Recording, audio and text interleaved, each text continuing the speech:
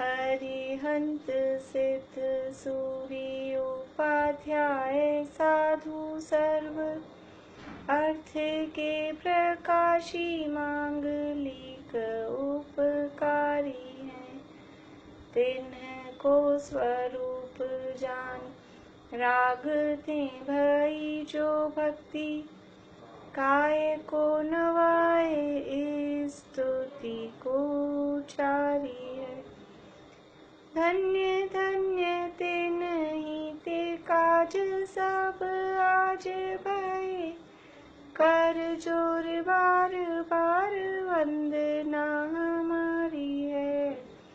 मंगल कल्याण सुख ऐसो हम चाहत हैं। हो मेरी ऐसी दशा जैसी तुम धारी है। हो मेरी ऐसी दशा जैसी तुम धारी है। मंगलमय मंगल करण वीत राग विज्ञान नमो ताहि जाते भये अरहंतादि महान। करि मंगल करि हो महा ग्रंथ करन को काज जाते मिले समाज सब पावे निज पद राज।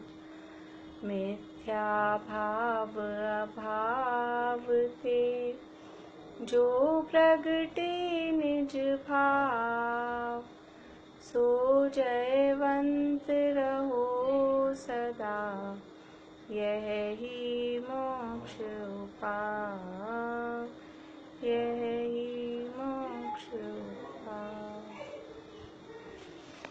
मोक्षार्थ प्रकाशक ग्रंथ इसके दूसरे अधिकार के माध्यम से हमारी चर्चा चल रही है। दूसरे अधिकार में कर्म बंधन रूप रोग के निमित्त से होने वाली जीव की अवस्था।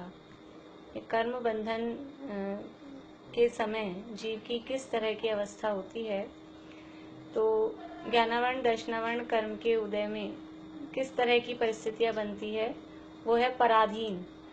मति ज्ञान श्रुति ज्ञान इनकी पराधीन प्रवृत्ति, इसकी बात हमने की। क्या पराधीनता है, मति ज्ञान में क्या पराधीनता है? बोलिए बेला भाभी, एक पॉइंट बोलिए कोई सा।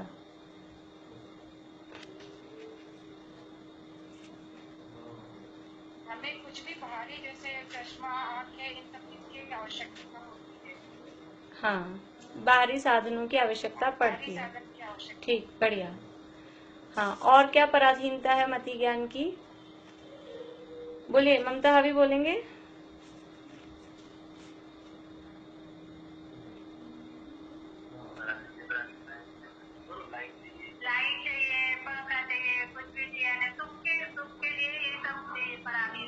हाँ, लाइट चाहिए, उजाला चाहिए, बाहर की। ठीक है, बाहरी पदार्थों की आवश्यकता होती है। और हाँ बोलिए पारुल।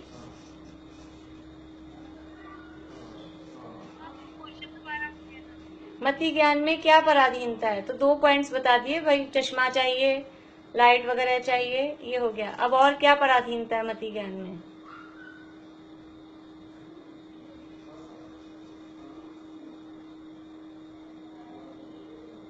अनम्यूट करो।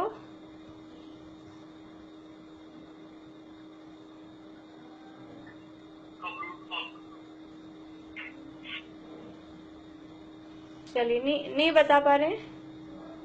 सुनीता आंटी बोलिए।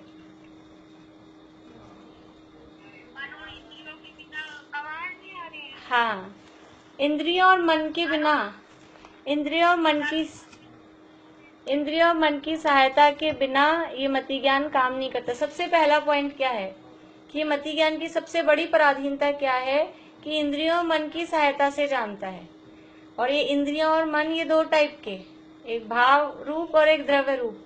तो भाव रूप मतलब वो शयोक्षम ज्ञान चाहिए, वो कर्म का क्षयोक्षम उतना होना चाहिए, एक ये पराधीनता। फिर बाहर में वो द्रव्येंद्रियां वो बराबर होनी चाहिए, ये दूसरी पराधीनता।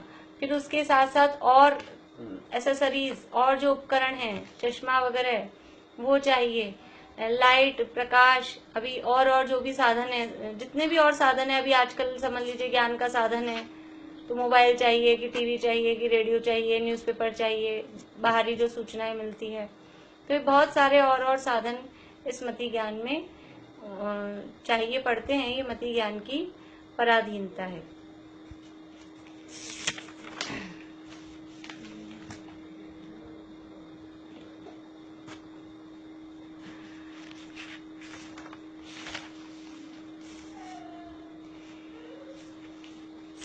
फिर यहाँ जो प्रश्न उठाया कि एक काल में एक विषय का जानना होता है, तो फिर क्षयोक्षम भी उतना ही कहना चाहिए कि हमको इतना 5 इंद्रियों का क्षयोक्षम है, ऐसा क्यों कहा? ये मति ज्ञान की पराधीनता एक और ये भी है कि एक काल में एक ही इंद्रिय के माध्यम से, एक ही उपयोग में एक ही इंद्रिय के माध्यम से, और उसके भी एक ही विषय का।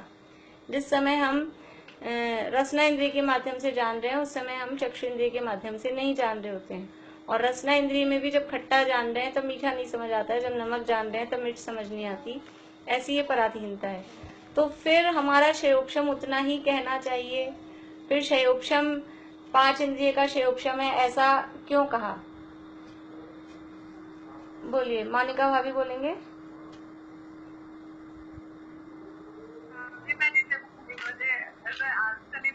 नहीं, ठीक है। प्रीति, चलिए बोलिए, आप बोलिए रजनी जी। क्योंकि लब्धि तो जो है वो उतनी है और हम उपयोग उतना कर पा रहे हैं, उसमें कम उपयोग कर पा रहे हैं, पूरे का उपयोग नहीं कर पा रहे। नहीं, ये आंसर नहीं है। सुनीता आंटी बताएंगे। सुनीता आंटी बता चुके। प्रीति बोलो।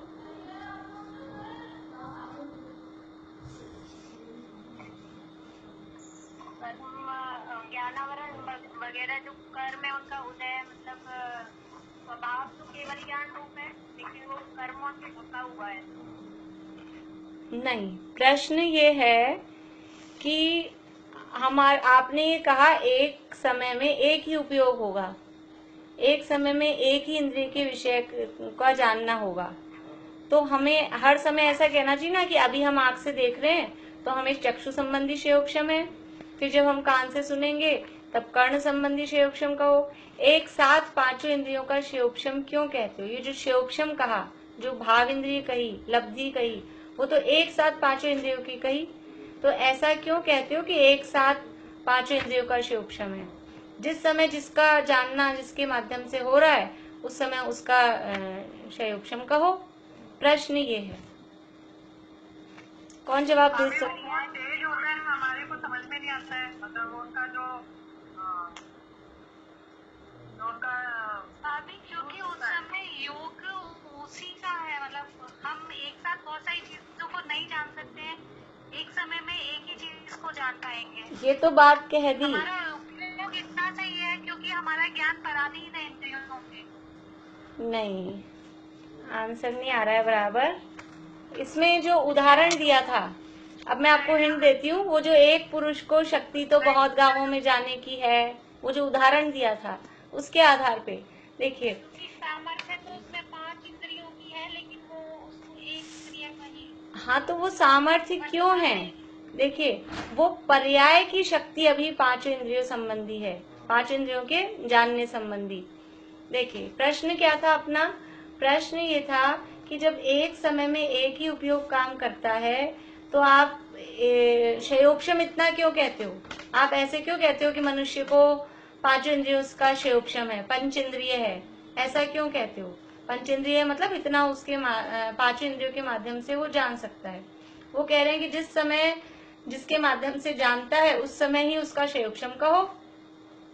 जिस समय रसना इंद्रिय से जान रहा है उस समय रसना इंद्रिय का क्षयोक्षम कहो, जिस समय स्पर्शन इंद्रिय से जान रहा है उस समय स्पर्शन इंद्रिय का कहो, क्योंकि जानना तो 1 by 1 ही होता है। फिर क्षयोक्षम एक साथ क्यों कहते हो?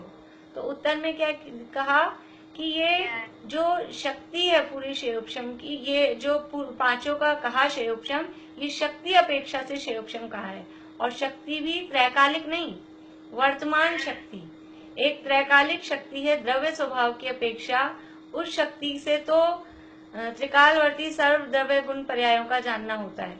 उस शक्ति की बात यहाँ नहीं कर रहे, लेकिन अभी वर्तमान पर्याय में भी इतनी शक्ति मिली है कि पांचों इंद्रियों के माध्यम से जान सकता है, लेकिन उसकी व्यक्तता वो एक काल में एक इंद्रिय के माध्यम से जानने की ही होती है। वो उदाहरण दिया था कि जैसे किसी पुरुष में सामर्थ्य तो बहुत गांवों में जाने की है, लेकिन उसे किसी ने रोका और कहा कि तुम इन 5 गांवों में जाओ, और उसमें भी ये बाउंडेशन कि एक दिन में एक गांव में ही जाओ।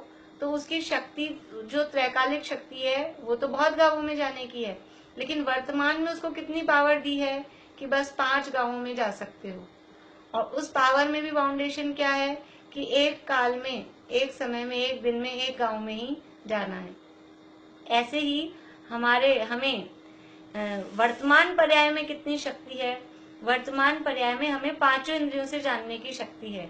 एक चींटी है, चींटी को वर्तमान पर्याय में कितनी शक्ति है? चींटी को वर्तमान पर्याय में केवल 3 इंद्रियों से जानने की शक्ति है।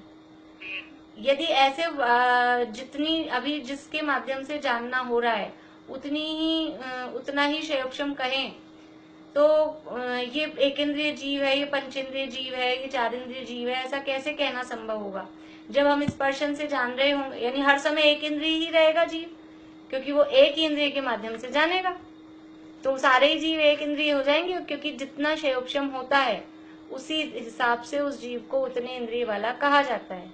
जिनको 5 इंद्रिय से जानने का क्षयोक्षम है वो पंचेंद्रिय कहलाते हैं, जिनको 4 इंद्रिय से जानने का क्षयोक्षम है वो 4 इंद्रिय कहलाते हैं। तो यदि हमें ऐसे क्षयोक्षम वर्तमान अवस्था के हिसाब से क्षयोक्षम कहा जाए तो सभी जीव एक इंद्रिय के माध्यम से जान रहे हैं एक समय में, तो सभी जीव एक इंद्रिय हो जाएंगे। इसलिए ऐसा नहीं होता है। तो शक्ति 2 टाइप की है, एक त्रैकालिक शक्ति या द्रव्य स्वभाव की अपेक्षा से शक्ति, और एक है वर्तमान पर्याय की शक्ति।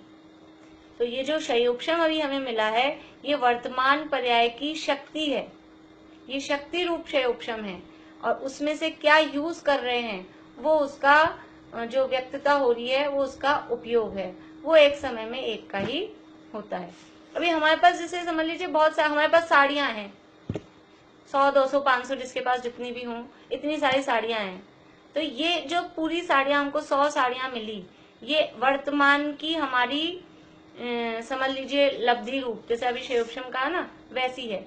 अभी ऐसे तो हमारे पास रुपया पैसा इतना है कि हम 1000 भी खरीद लें, वो तो हमारी बात है अलग, लेकिन अभी हमारी अलमारी में कितनी साड़ियां हैं कि अभी हमारी 100 साड़ियां हैं, लेकिन पहनते कितने हैं? एक बार में, एक दिन में कोई 10 भी साड़ी बदले, हर 1 घंटे में 1 साड़ी बदले, तो भी एक बार में कितनी पहनेंगी? एक साथ एक बार में 10 साड़ियां पहन ले कोई, एक बार में एक ही पहनेंगे।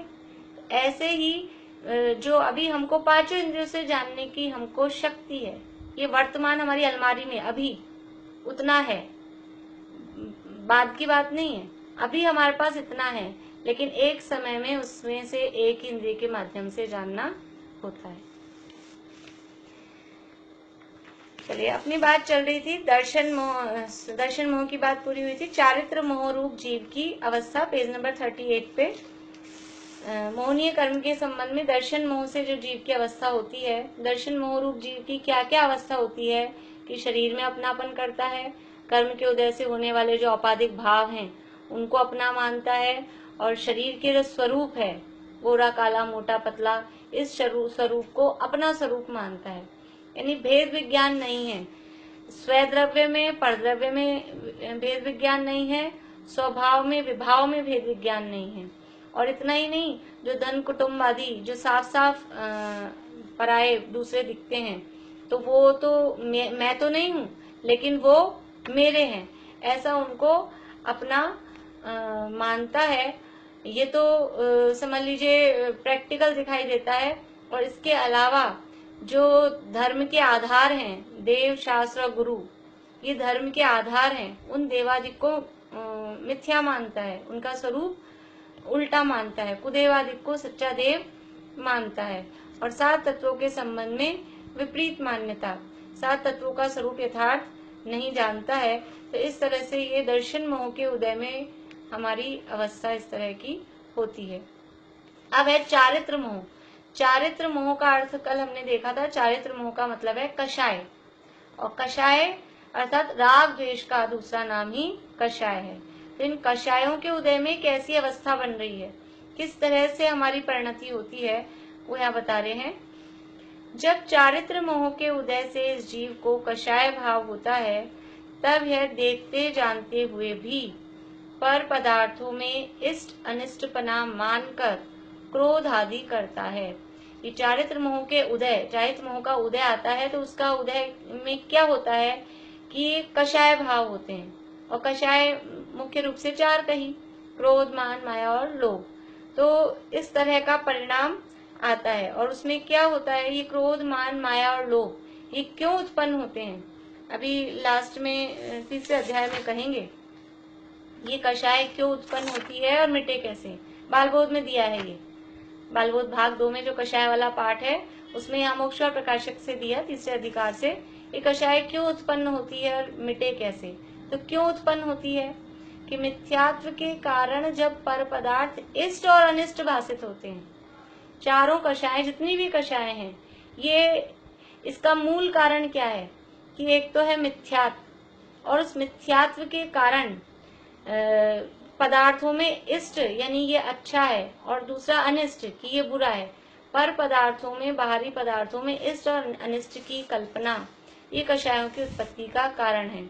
और मिथ्यात्व के जाने के बाद भी जब तक कषाय रहती है, तो कषाय का कारण वही राग द्वेष की जो कल्पना है। मिथ्यात्व के जाने के बाद भी जितनी कषाय बाकी है, उतनी कषाय जन्य जो राग द्वेष होता है, वही ये क्रोधादि की उत्पत्ति का कारण बनता है। तो पर पदार्थों में इष्ट अनिष्टपना मानकर क्रोधादि करता है। अब क्या करता है, क्रोध होने पर, क्रोध का उदय आया, यहाँ बता रहे हैं उस कर्म का उदय आने पर क्या होता है, क्या चाहता है, क्या करता है। तो क्रोध होने पर, वहां क्रोध का उदय होने पर पदार्थों में अनिष्टपना मानकर उनका बुरा चाहता है। क्रोध होने पर, अब क्रोध उत्पन्न क्यों होता है, पर्टिकुलर हम देखें, अभी तो हमने सामान्य रूप से देखा कि पदार्थों में इष्ट अनिष्टपना ये कषायों की उत्पत्ति का कारण है। लेकिन क्रोध क्यों उत्पन्न होता है, गुस्सा क्यों आता है, हम आता है कि नहीं आता है, कोई हाथ खड़ा कर दे। सुनीता आंटी को नहीं आता होगा। हाँ, हम ये चाहते हैं कि ये हमारे प्रतिकूल, पर पदार्थों को अपने प्रतिकूल मानते हैं। इसने मेरा बुरा किया, इसने गलत किया, जब ऐसा हम मानते हैं, ये ठीक नहीं हुआ, इसने मेरा बुरा कर दिया है, ऐसा नहीं करना चाहिए था। तो जब हम पर पदार्थों को अपने से प्रतिकूल मानते हैं, तो क्रोध उत्पन्न हो जाता है। हम पर पदार्थों को अपने अनुसार परिणमित कराना चाहते हैं। ये क्रोध की उत्पत्ति का कारण क्या है कि पर पदार्थों को, दूसरे पदार्थों को, पर द्रव्यों को अपने हिसाब से हम परिणमित कराना चाहते हैं। हम चाहते हैं कि ये जो भी चीजें हैं वो बराबर अपने हिसाब से चलती रहे। हम चाहते हैं कि हम कोई बहुत अच्छा, समझ लीजिए हम प्रवचन सुन रहे हैं और टीवी में सुन रहे हैं और लाइट बराबर चल रही है, तो हम चाहते हैं प्रवचन चलता रहे, और अचानक लाइट चली गई, तो अब क्या होता है, अरे गुस्सा आता है, ये कैसे है, ये बीच में ही लाइट, गवर्नमेंट खराब है, लाइट की कटौती करती है। जो भी काम है, समझ लीजिए बहुत डेली रूटीन में जो परिस्थितियां बनती है, क्रोध क्यों उत्पन्न होता है कि जब हमको ऐसा लगता है कि ये हमारा इससे बुरा हो गया, ये ऐसा नहीं होना चाहिए था, हम चाहते हैं कुछ और हो जाता है कुछ। तो वास्तव में ये क्रोध उत्पन्न होने का कारण पर पदार्थ नहीं है। पर पदार्थ तो अपने हिसाब से, अपनी योग्यता से उसको जैसा परिणमन करना है वो वैसा परिणमन करता है। लेकिन हम उसमें समझ लीजिए ऐसी कल्पना करते हैं कि इसको तो ऐसा होना चाहिए, इसको ऐसा करना चाहिए, इसको ऐसा बनना चाहिए, इसको सदा ठीक रहना चाहिए, इसको कभी खराब नहीं होना चाहिए। तो ये हम ऐसा सोचते हैं और ऐसा सोचते हैं, लेकिन पर द्रव्य का परिणमन तो हमारे अधीन है नहीं। अनादि निधन वस्तुएं भिन्न भिन्न अपनी मर्यादा लिए परिणमित होती हैं। कोई किसी को परिणमित कराता नहीं है। ये भी सारे वाक्य भी आगे आने वाले हैं। तो वो तो उसका परिणमन अपने अधीन है, हमारे हिसाब से हुआ नहीं। तो यहाँ क्या होता है, क्रोध उत्पन्न होता है। हम बच्चों को चाहते हैं पढ़ लो, पढ़ाई कर लो, टीवी मत देखो, और वो पढ़ाई नहीं करेंगे, वो टीवी देखेंगे। फिर क्या होगा, क्रोध उत्पन्न होता है। हम कोई काम हम चाहते हैं कि हमारे सामने वाला, हमारे साथ वाला व्यक्ति ये काम कर दे, और उसको करना है तो करेगा, नहीं करना है तो नहीं करेगा, तो हमको क्रोध उत्पन्न होता है, इसने अभी तक ये काम नहीं किया। तो हम पदार्थों को अपने हिसाब से परिणमित कराना चाहते हैं, लेकिन पदार्थ हमारे हिसाब से परिणमित नहीं होते, वो अपनी योग्यता के हिसाब से परिणमित होते हैं। तो क्रोध उत्पन्न हो जाता है। अब क्रोध उत्पन्न होता है तो क्यों होता है कि क्रोध का उदय होने पर क्या होता है, बाहर में पर पदार्थों में अनिष्टपना मानकर उनका बुरा चाहता है, क्योंकि उनको हम अनिष्ट मानते हैं। इसने हमारा बुरा किया। इस किसी व्यक्ति, समझ लीजिए बच्चे खेल रहे थे क्रिकेट और उनकी बॉल से अपनी खिड़की का कांच टूट गया। अब क्या कि ये बच्चे खराब हैं, ये बच्चे यहाँ नहीं खेलने चाहिए, तो इनकी बॉल गुम जाए, ये इनका खेलना बंद हो जाए, अब उनका बुरा चाहता है। कोई मंदिर आदि अचेतन पदार्थ बुरे लगे तब तोड़ने फोड़ने इत्यादि रूप से बुरा चाहता है। कैसी अवस्था होती है क्रोध होने पर कि कोई मंदिर आदि अचेतन, अब यहाँ मंदिर आदि शब्द दिया, कोई भी अचेतन पदार्थ बुरे लगे तो तोड़ने फोड़ने इत्यादि रूप से उनका बुरा चाहता है। क्रोध की स्थिति होने पर हम देखते हैं कि भयंकर किसी को क्रोध आए तो ये समझ लीजिए कि टीवी में क्रिकेट का मैच चल रहा है, भारत पाकिस्तान का, और पाकिस्तान जीत गई लास्ट बॉल पे, तो क्या आता है, टीवी फोड़ देते हैं। वो टीवी को ही अनिष्ट मानते हैं, तो ये तोड़ने फोड़ने लग जाते हैं क्रोध में आकर। तो कोई भी अचेतन पदार्थ बुरे लगे तब तोड़ने फोड़ने इत्यादि रूप से उनका बुरा चाहता है।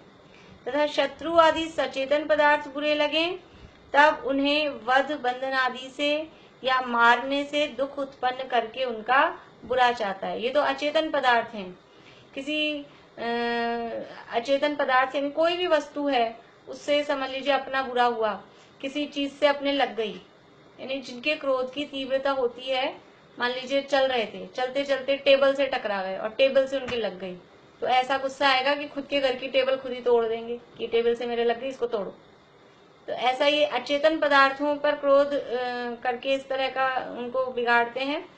और अगर सजीव सचेतन कोई मनुष्य आदि यानी कोई शत्रु प्रतीत होते हैं, कोई अपने दुश्मन प्रतीत होते हैं, किसी भी तरह से, घर में हो सकते हैं, बिजनेस में हो सकते हैं, स्कूल में बच्चे में आपस में हो सकते हैं, तो वो बुरे लगते हैं, तो उन्हें वध बंधन आदि, वध यानी मारना, बंधन आदि यानी बांधना, उनको मार कर बांध कर, वध का मतलब तो है जान से मारना, बंधन का मतलब है बांध लेना, और मारना मीन्स ऐसे ही चाटा मारना, लकड़ी डंडे आदि से मारना।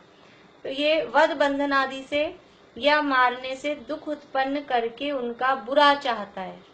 जब कोई जीव, कोई मनुष्य हमारे हिसाब से नहीं परिणमित होता है, समझ लीजिए जितने भी पशु हैं, जिनको कोई घोड़ा है, कोई बैल है, उनको वो गाड़ियों में जोतते हैं, अब वो उनके जो उसका मालिक है उसके हिसाब से नहीं चलता है, तो क्या करते हैं, मारते हैं उसको, बेंत की, चाबुक की, जो भी पशु हैं, तो उनको मारते हैं। अपने हिसाब से नहीं चल रहा है तो उसको मारते हैं। और अगर कोई शत्रु आदि है, समझ लीजिए युद्ध आदि की परिस्थितियां हैं, तो उसमें शत्रु को या तो जान से मार देते हैं अथवा बांध देते हैं। क्यों?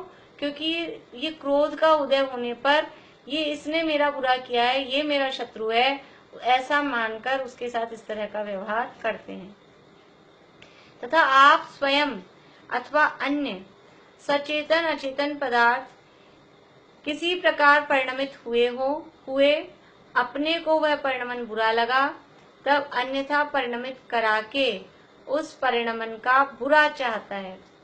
तथा आप स्वयं, खुद स्वयं अथवा दूसरे सचेतन यानी जीव और अचेतन यानी अजीव पदार्थ किसी प्रकार परिणमित हुए, कुछ भी उनमें परिणमन हुआ, जो भी पदार्थ है अपने में कोई परिणमन हुआ, पर पदार्थों में कोई परिणमन हुआ, अपने को वह परिणमन बुरा लगा, तब अन्यथा परिणमित करा के उस परिणमन जो जो चेंजेस उसमें हो गए, जैसे कि समझ लीजिए कि हमारे बाल सफेद हो गए। अब बाल सफेद हो गए लेकिन अपने को पसंद नहीं आए, ये पर पदार्थ हैं और सफेद होंगे लेकिन अपने को पसंद नहीं आए, तो क्या करते हैं कि जो सफेद हुए हैं इसका अन्यथा परिणमन करा के अब इनको काला करो। तो इनका काला, अभी तो बालों पे अपन ने लिया है, ऐसे बालों को कोई बुरा भला फील नहीं होगा, लेकिन ये जो बाल अब सफेद हुए हैं नेचुरली, उसको हम बदलना चाहते हैं, उसके परिणमन का इस तरह से उसका बुरा चाहते हैं। ऐसे ही कोई व्यक्ति है, कोई व्यक्ति हमारी बात नहीं मान रहा है, अपने से विरुद्ध परिणमित हो रहा है और अपने को उसका वो परिणमन अच्छा नहीं लगता है, तो हम अपने हिसाब से उसको परिणमित करा के, अन्यथा परिणमित करा के कि तुमने ये जो काम किया है अब नहीं, अब ऐसे करो। बच्चे ने कोई गलती कर दी, अपने को पसंद नहीं आया, माफी मांगो, अब माफी मांगो, तो उसको अन्यथा परिणमित करा के और उस जो परिणमन हुआ उस परिणमन का बुरा चाहता है। जो भी काम हुआ और हमारे इच्छा के अनुकूल नहीं हुआ, तो अब अपने हिसाब से उसको परिणमित करा के इसका बुरा हो जाए, इसका नुकसान हो जाए, इस तरह का परिणमन का बुरा चाहता है। इस प्रकार क्रोध से बुरा चाहने की इच्छा तो हो। अभी क्रोध का उदय होने पर क्या हो रहा है? क्रोध का उदय होने पर क्या होता है? दूसरे का बुरा चाहने की इच्छा होती है। ये क्रोध के उदय में जीव की अवस्था, कि जब क्रोध का उदय आता है तो बस ये कर दूं, तहस कर दूं, नहस कर दूं, इसका बुरा कर दूं, ऐसा इच्छा क्रोध के उदय में होती है। तो क्रोध से बुरा चाहने की इच्छा तो हो, पर बुरा होना भवितव्य अधीन है, कि किसी का बुरा होगा या नहीं होगा। हमको गुस्सा करके दूसरे का बुरा करने की इच्छा तो होती है, लेकिन उसका बुरा होना या नहीं होना ये भवितव्य, भवितव्य मीन्स होनहार, होनहार मीन्स कि जो होने वाला है हमारे हाथ में नहीं है, क्योंकि किसी भी पदार्थ का परिणमन वो दूसरे के हाथ में नहीं होता है। पुराणों में ऐसे बहुत सारे उदाहरण मिल जाएंगे कि एक दूसरे से द्वेष रखते हैं। समझ लीजिए धन्य कुमार चरित्र हम पढ़ेंगे, तो धन्य कुमार चरित्र में या पांडव पुराण पढ़ेंगे तो वो कौरव पांडवों से कितना द्वेष रखते हैं, बार बार में उनका बुरा चाहने की इच्छा करते हैं, लाक्षागृह बनवाया कि इनको जला के मार दें। तो क्रोध से बुरा चाहने की इच्छा तो हुई, क्रोध आया उनको, क्रोध से बुरा चाहने की इच्छा तो हुई, लेकिन उनका बुरा होना, पांडवों का बुरा होना था या नहीं होना था? उनके चाहने से बुरा होता नहीं है, क्योंकि उनका बुरा नहीं होना था। बुरा होना तो भवितव्याधीन है, जिसका बुरा नहीं होना है लाख कोई चाहे, लाख चाहे तो भी बुरा होता नहीं है। जैसे एक वो शेर चलता है उर्दू में, मुद्दई लाख बुरा चाहे तो क्या होता है, वही होता है जो मंजूर है। उसमें तो वो खुदा के अधीन कहते हैं, भगवान जो चाहे वो है। हमारे यहाँ तो भगवान के चाहने से भी नहीं होता है, क्योंकि जो होना होता है वही होता है।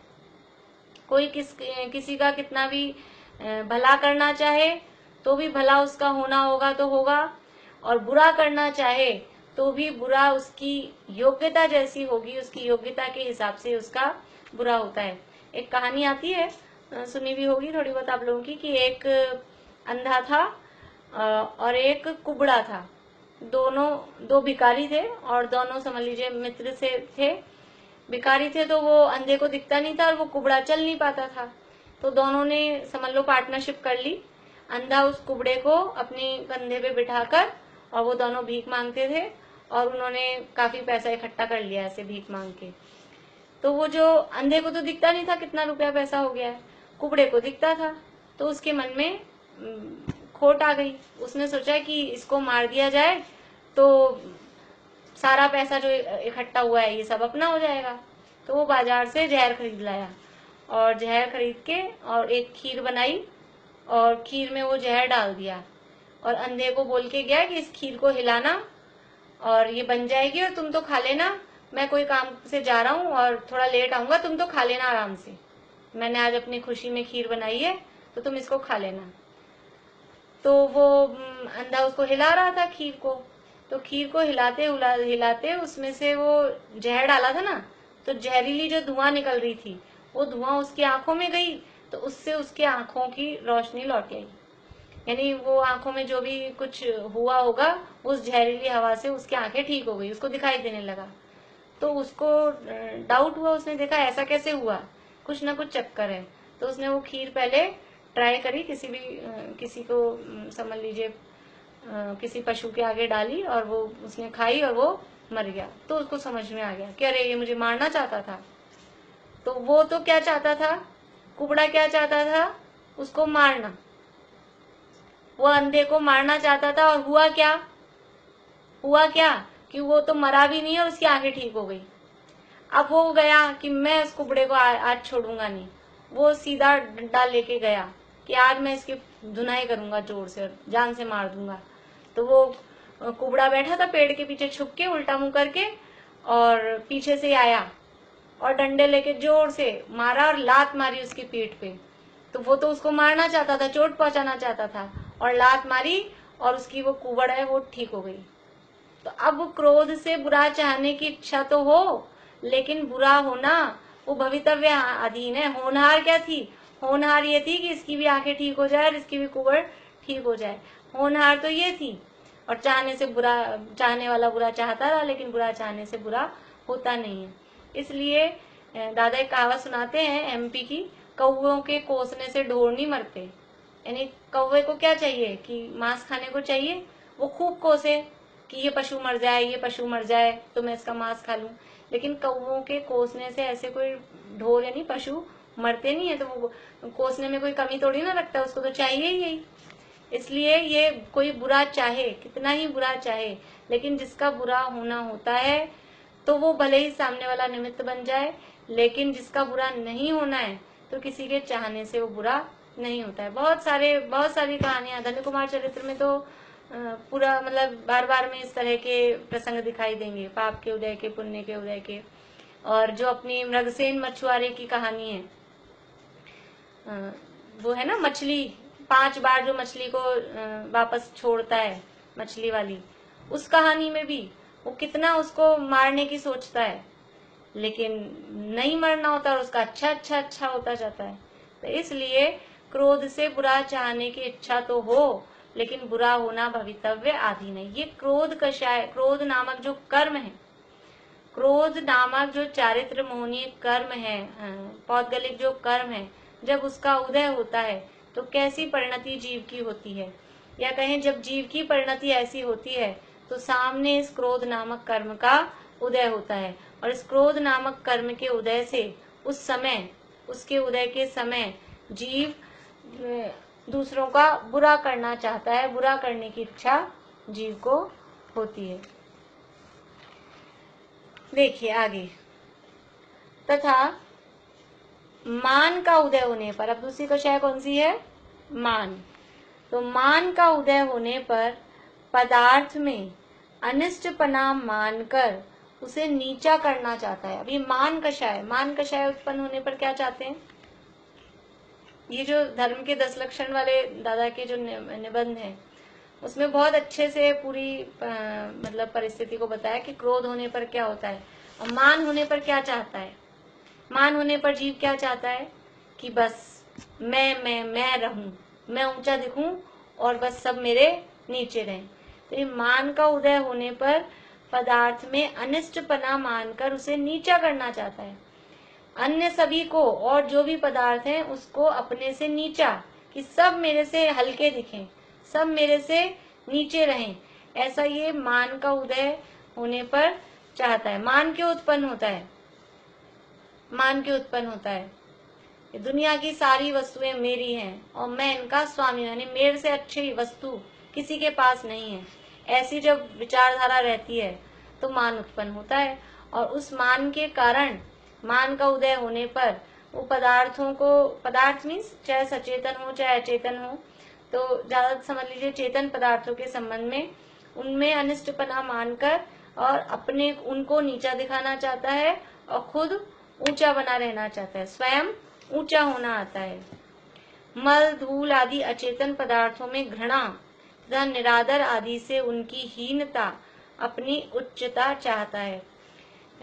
हमें ऐसा लगता है पुद्गलों के साथ में हमको क्या मान समझ में आता है, भी मान का संबंध तो हमको जीवों के साथ दिखता है, भी ये जीव छोटे हैं और हम बड़े हैं, हम ऊंचे हैं। लेकिन पुद्गलों के साथ भी बता रहे हैं, मल, धूल आदि अचेतन पदार्थों में जो घृणा का परिणाम है, ये घृणा का परिणाम, उनका तिरस्कार किया, ये हटाओ हमारे आगे से, ये गंदगी कहाँ से आ गई, इस गंदगी को हटाओ। हम ये डस्टबिन साफ नहीं कर सकते, डस्टबिन को बंद करो, इसको हमारे आगे से दूर करो।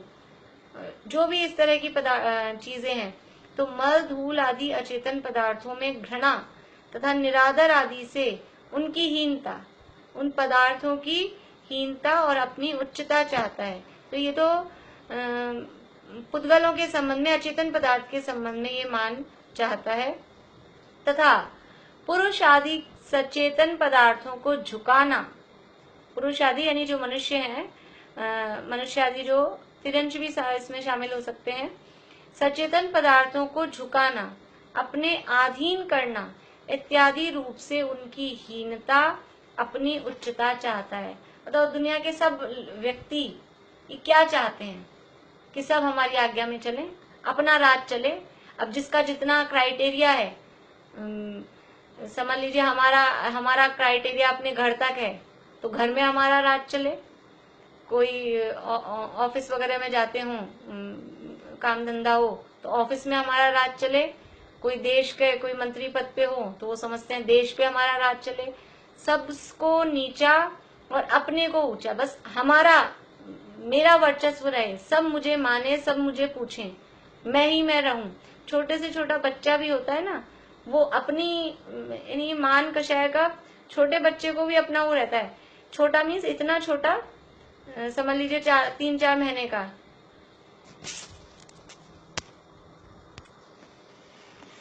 तो छोटा सा 4-5 महीने का भी बच्चा होता है ना, तो वो यानी अपन बैठे हैं और वो जग रहा है और अपन अपनी बातें कर रहे हैं, तो वो क्या करता है, वो रोएगा।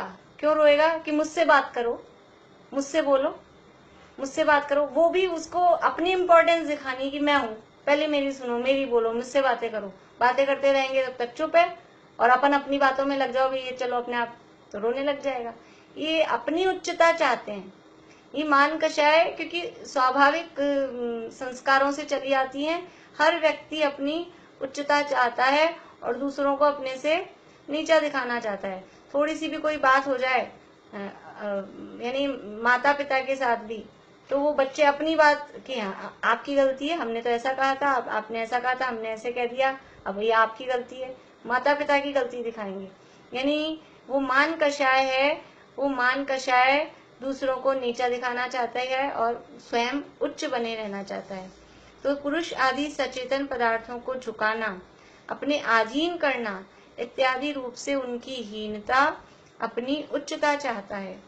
तथा स्वयं लोक में जैसे उच्च दिखे वैसे श्रृंगार आदि करना, धन खर्च करना इत्यादि रूप से औरों को हीन दिखाकर स्वयं उच्च होना चाहता है।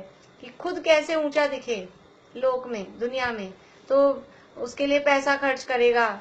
और समझ लीजिए अगर मान की अधिकता है, तो मान की अधिकता में उस क्रोध को दबाएगा, लोभ को दबाएगा। पैसा अगर खर्च करेंगे, दान अधिक देंगे तो हमारा नाम होगा, तो उसके चक्कर में मान कषाय के लिए वो लोभ को दबाते हैं। गुस्सा आ रहा है, कहीं मंच पे बैठे हैं और कोई बात हो गई और अपने को क्रोध आ रहा है, लेकिन अपने मान के लिए कि नहीं हमारी इज्जत खराब होगी, हमारा चुप रहना, तो क्रोध को दबा देता है। तो ये एक कषाय दूसरी कषाय को दबा देती है। तो कैसे भी करके स्वयं उच्च होने के लिए अनेक प्रकार से श्रृंगार आदि करते हैं। ये समझ लीजिए जितने भी महंगे से महंगे साड़ी खरीद के लाएंगे, अच्छी से अच्छी दिखे, यूनिक पीस होना चाहिए। अपने यहाँ शादी है तो ऐसी साड़ी बनवाएंगे बिल्कुल बुटीक से, और जो दुनिया में किसी के पास नहीं हो, ऐसी साड़ी बनवाएंगे, ऐसी ड्रेस बनवाएंगे। तो ये क्यों चाहते हैं, और उसके लिए दुगना तिगना पैसा खर्च कर देंगे। क्यों? क्योंकि स्वयं उच्च दिखें, कि फिर सब लोग कहें कि वाह आप क्या लग रहे हो, आपकी क्या जोरदार साड़ी है। एक एक चीज वो पर पदार्थों से अपनी शोभा मानते हैं, और उससे हम उच्च दिखना चाहते हैं, उच्च होना चाहते हैं। और उसके लिए विभिन्न प्रकार के उपाय, जैसे भी कोई हो, जो जिस फील्ड में हो, जिसकी जो रुचि हो, वो उसमें अपनी उच्चता दिखाना चाहता है।